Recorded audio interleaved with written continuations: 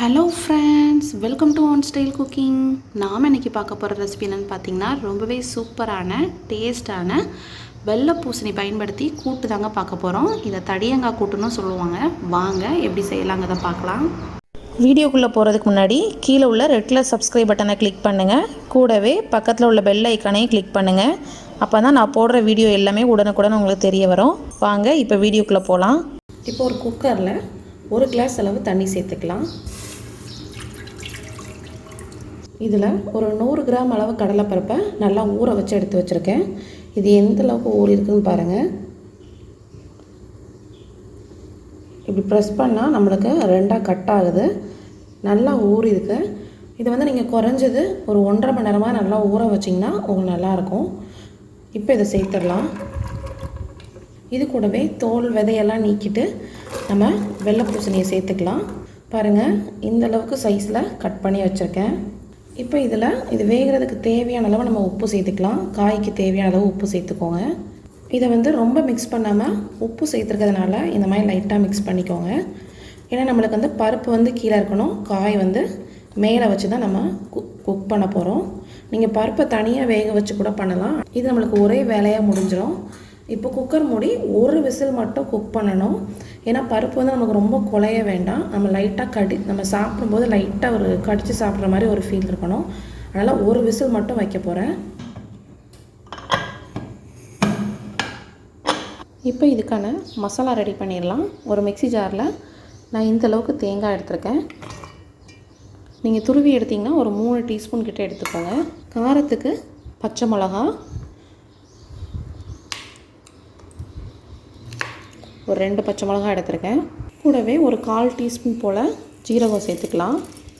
இப்போ இதில் தண்ணி சேர்த்து நல்லா ஃபைன் பேஸ்ட்டாக அரைச்சி எடுத்துக்கோங்க. பாருங்கள், 1 விசில் அடிச்சிருக்கு. அந்த ஸ்டீம் வந்து அதாவே வந்து ரிலீஸ் ஆகிருக்கு. ஏன்னா 1 விசில் தான் நம்ம வச்சுருக்கோம். இப்போ பருப்பு அந்த காய் எல்லாமே கரெக்டான கன்சிஸ்டன்சியில் வெந்திருக்கு. இப்போ மறுபடியும் அடுப்பை ஆன் பண்ணிடலாம். இப்போ நல்லா கொதி வந்துருச்சு. இப்போ நம்ம அரைச்சி வச்சுருந்தோம்ல தேங்காய், பச்சை மிளகா, ஜீரகம், அந்த விழுதை சேர்த்துடலாம். இதை சேர்த்து நல்லா மிக்ஸ் பண்ணிக்கோங்க. தண்ணி எக்ஸ்ட்ரா ஆட் பண்ணாதீங்க. நம்ம ஃபஸ்ட்டு ஊற்றின 1 கிளாஸ் தண்ணியே நம்மளுக்கு கரெக்டாக இருக்குது. இதோட பச்சை வாசனைலாம் போய் செட் ஆகி வரதுக்கு கரெக்டாக இருக்கும்.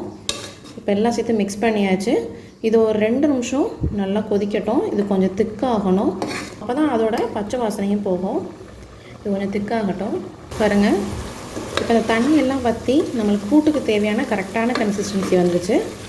இந்த ஸ்டேஜில் நம்ம தாளிச்சிடலாம். இப்போ நம்ம இதை அடுப்புலேருந்து இறக்கி வச்சிடலாம். இப்போ தாளிக்கிற பேனில் நம்ம ஆயில் சேர்த்துக்கலாம். நீங்கள் தேங்காய் எண்ணெய் சேர்த்திங்கன்னா ரொம்பவே சூப்பராக இருக்கும். ஆயில் சூடானதும் கடுகு, உளுந்தம் பருப்பு, கடுகு பொரியும் போதே 2 வரமிளகாவை இந்த மாதிரி கிள்ளி சேர்த்துக்கலாம். இது கூடவே கொஞ்சம் வெங்காயம் வந்து தாளிப்புக்கு சேர்த்திங்கன்னா ரொம்ப நல்லாயிருக்கும். நீங்கள் தேவைப்பட்டால் சேர்த்துக்கோங்க. இதோட கலர் வந்து லைட்டாக நம்மளுக்கு சேஞ்ச் ஆகணும். இப்போ இது கூட கொஞ்சம் கருவேப்பிலை சேர்த்துக்கலாம்.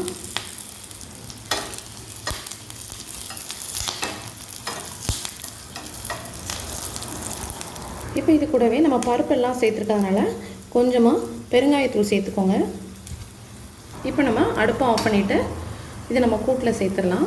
இப்போ நம்ம இதை கூட்டில் சேர்த்துடலாம். இப்போ ஒரு முக்கியமான ஒரு இன்க்ரீடியன்ட் சேர்க்க போகிறோம். இப்போ இது வந்து பார்த்திங்கன்னா ஓரளவுக்கு கொஞ்சம் ஹீட் வந்து ஆறி இருக்கும் நம்ம தாளிக்கிற கேப்பில். இந்த ஸ்டேஜில் ஒரு 50 கிராம் அளவு தயிர் சேர்த்துருக்கேன். கிட்டத்தட்ட ஒரு 4 ஸ்பூன் இருக்கும். தயிர் ஏன் ஃபைனலாக சேர்க்குறேன்னா, அந்த முதல்ல கொதிக்கும் போது அந்த சூட்லேயே சேர்த்தோம்னா நம்மளுக்கு வந்து அது தெரிய ஆரம்பிச்சிடும். அதனால் ஃபைனலாக சேர்த்துக்கோங்க. ரொம்பவே சூப்பராக இருக்குங்க இந்த கூட்டு. எங்கள் ஊர் சைடில் இது தடியங்காய் கூட்டுன்னு சொல்லுவாங்க. எல்லா ஃபங்க்ஷனுக்குமே இந்த கூட்டு எப்படியாவது வைப்பாங்க. ரொம்பவே சூப்பராக இருக்கும். கடலைப்பருப்போடு லைட்டாக கடித்து சாப்பிடும்போது செமையாக இருக்குங்க. ரொம்பவே சூப்பரான டேஸ்டான நம்மளோட தடியங்காய் கூட்டு ரெடி ஆகிடுச்சு. வெள்ளை பூசணி கூட்டு. கண்டிப்பாக நீங்களும் இந்த ரெசிபி இந்த மெத்தடில் ட்ரை பண்ணி பாருங்கள். இந்த ரெசிபி பிடிச்சிருந்துச்சுன்னா நம்ம சேனலை லைக் பண்ணுங்கள், ஷேர் பண்ணுங்கள், சப்ஸ்கிரைப் பண்ணுங்கள். மறக்காமல் கமெண்ட் பண்ணுங்கள். தேங்க்யூ.